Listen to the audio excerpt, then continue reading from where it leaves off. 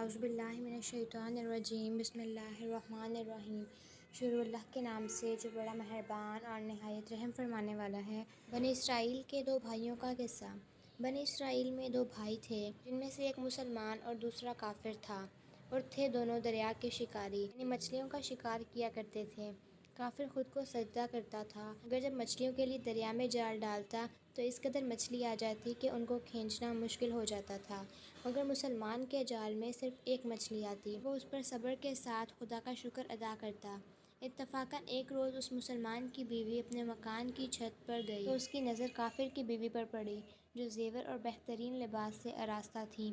یہ دیکھ کر مسلمان کی بیوی کے دل میں وسوسہ پیدا ہو گیا کہ کاش میں بھی ایسی ہوتی۔ تو کافر کی بیوی بولی، تم اپنے شوہر کو آمادہ کر لو کہ وہ میرے شوہر کے معبود یعنی بت کی عبادت کیا کریں، تاکہ تم بھی میری طرح مالدار ہو جاؤ۔ یہ سن کر مسلمان کی بیوی کچھ غمزدہ ہو گئی، اور جب اس کا شوہر گھر آیا تو بیوی کا حال دیکھ کر دریافت کرنے لگا کہ آخر بات کیا ہے، اسے تو اس قدر غمزدہ معلوم ہوتی ہے۔ اس کی بیوی کہنے لگی، بس میاں، یا تو مجھے چھوڑ دو یا پھر اپنے بھائی کے معبود کی عبادت کرو۔ یہ سن کر اس کے شوہر نے کہا، خدا کی بندی، خدا سے نہیں ڈرتی، ایمان کی دولت کے باوجود کفر کی باتیں کرتی ہو۔ وہ عورت بولی، بس اب مجھ سے زیادہ باتیں نہ بناؤ، یوں ننگی پوجی نہیں رہ سکتی، جبکہ دوسری عورتوں خصوصاً تمہارے بھائی کی بیوی کو میں دیکھ رہی ہوں کہ وہ زیورات اور عمدہ لباس سے آراستہ رہتی ہے۔ جب اس مرد مومن نے دیکھا کہ عورت ضد پر اتر آئی ہے اور اس کا اصرار حد سے بڑھ چکا ہے تو اس نے عورت کو تسلی دی اور کہا، اچھا، گھبرانے کی ضرورت نہیں ہے، میں کل سے کاریگروں اور مزدوروں میں جا کر محنت کر کے تجھے روزانہ 2 درہم دیتا رہوں گا، ان 2 درہم سے تو اپنی حالت درست کر لینا۔ یہ سن کر عورت کو کچھ تسکین حاصل ہوئی۔ صبح سویرے وہ مرد مومن مزدوری کی تلاش میں نکلا، لیکن کسی نے اس کی بات نہ مانی۔ وہ پھرتا رہا، شہر شہر، گاؤں گاؤں، ہر جگہ گیا، لیکن کسی نے اس کی مدد نہیں کی۔ بالآخر مایوس ہو کر وہ دریا کے کنارے پہنچا اور شام تک اللہ تعالیٰ کی عبادت میں مصروف رہ کر رات کو جب گھر آیا تو بیوی نے دریافت کی، میاں، آج تم کہاں تھے؟ وہ کہنے لگا، میں بادشاہ کی خدمت میں تھا، بادشاہ نے مجھ سے 30 دن کام کرنے کی شرط رکھی ہے۔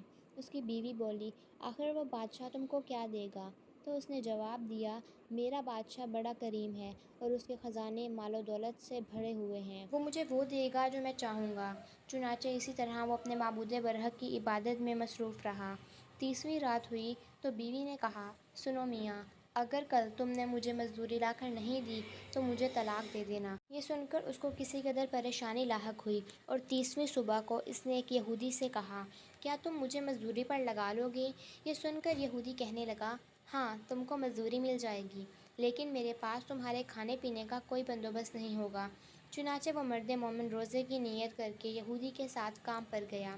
ادھر دوسری طرف ایک آدمی اس کی بیوی کے پاس گیا، دروازہ کھٹکھٹایا۔ جب اس کی بیوی باہر نکلی تو اس آدمی نے اس کی بیوی کو 29 اشرفیاں دیں اور کہا، یہ تمہارے شوہر کی مزدوری ہے۔ تمہارا شوہر 29 دن سے بادشاہ کے کام میں تھا، یہاں تک کہ تمہارے شوہر نے بادشاہ کو چھوڑ دیا۔ اگر 30ویں دن بھی بادشاہ کے پاس چلا جاتا تو اسے بہت سی اشرفیاں مل جاتی، لیکن وہ یہودی کے پاس گیا۔ اگر وہ مزید بادشاہ کا کام کرتا تو بادشاہ اس کو مزید اشرفیاں دیتے۔ بس یہ لو 29 اشرفیاں، اس میں سے ایک اشرفی اس لیے کم ہے کیونکہ آپ کا شوہر 30ویں دن کام پر نہیں گیا۔ چنانچہ وہ عورت ان میں سے ایک اشرفی لے کر بازار گئی۔ سنار نے جب اشرفی دیکھی تو 1000 درہم اس کی قیمت عورت کے حوالے کر دی۔ جب شام کو وہ آدمی گھر آیا تو عورت نے اس سے دریافت کی، آج تم کہاں تھے؟ اس نے جواب دیا کہ آج میں ایک یہودی کے ساتھ کام پر تھا۔ اس کی بیوی نے کہا کہ آخر بادشاہ کی خدمت کر کر کے تم دوسرے کی خدمت کیوں کرتے ہو؟ پھر اپنے شوہر کو اشرفیوں کا واقعہ سنایا، جس کو سن کر مرد مومن روتے روتے بے ہوش ہو گیا۔ جب اس کو ہوش آیا تو وہ بیوی سے کہنے لگا، افسوس کہ میں نے بادشاہ دو جہاں کی خدمت کا حق اپنے اوپر لازم نہ کیا۔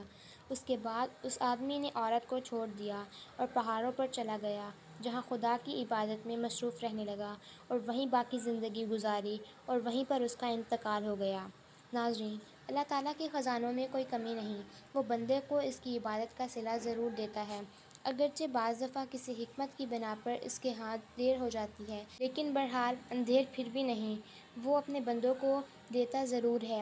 اللہ تعالیٰ ہم سب کو صبر و شکر کے ساتھ رہ کر زندگی گزارنے کی توفیق عطا فرمائے، آمین۔ تو ویورز، یہ تھی آج کی ہماری ویڈیو۔ امید ہے آپ کو میری ویڈیو پسند آئی ہوگی۔ اگر آپ کو میری ویڈیو پسند آئی ہو تو میرے چینل کو سبسکرائب کریں، ویڈیو کو لائک کریں اور شیئر کریں۔ اللہ حافظ۔